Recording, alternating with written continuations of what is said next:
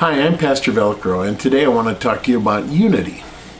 Now, this is a word that's thrown around in the sports world, in the political world, and in the Christian world, and in many other places. But I'm talking about the Christian world right now. We like to think we have a lot of unity. But do we really? We have all these various denominations, and that kind of goes against what Paul was teaching, that we should all just carry the name of Christ. But the denominations in and of themselves aren't so evil. It's that the denominations are busy saying, I'm right and you're wrong. And it doesn't matter who we're talking to, whether it's the theological leaders, the pastors, the people that are just members. And that's why we get so many divisions, because we're focused on making sure everyone believes the exact same way we do. And so we don't have unity. There's countless churches in Cheyenne that have men's breakfast. Not countless. I don't know. I know of at least 20 that have a men's breakfast during the week. And none of them sit together. In fact, there are two churches that are from the same denomination that have their breakfast at the same day and half an hour apart, so they see each other. And they're from the same denomination, two different churches, and they don't sit together. Unity. It's not something Christians are very good at. We don't see unified men's breakfasts very often. We don't see unified women's breakfasts or lunches, or we don't see unified youth activities.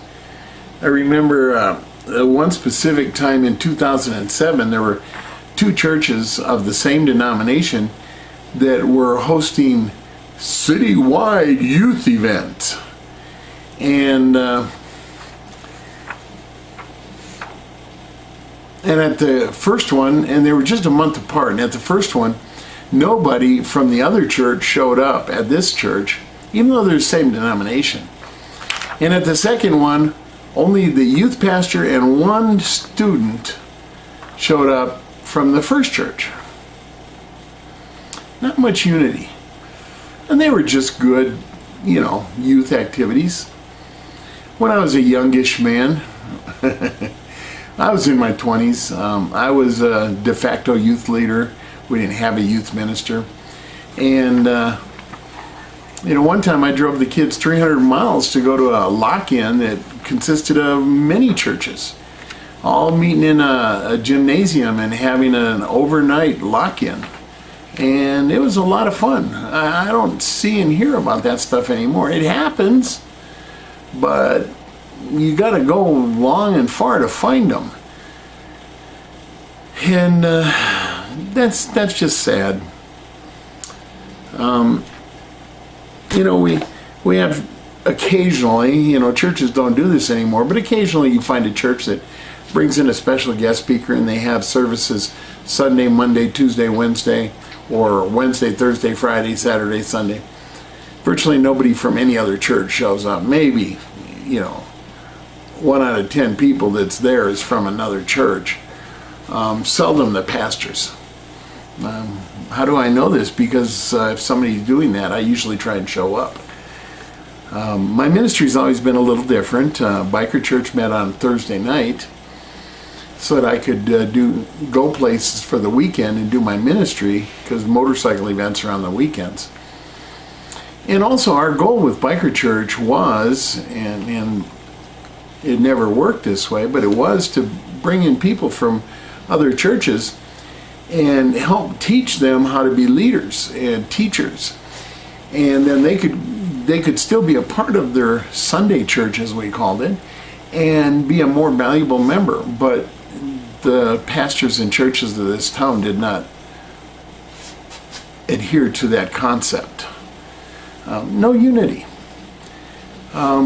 Okay, I get it. My ministry is a little controversial, but if we're talking about First Church of the Redeemed and First Church of the also redeemed from two different denominations, why don't they get together? Why didn't First Church the Redeemed and Second Church the Redeemed from the same denomination get together?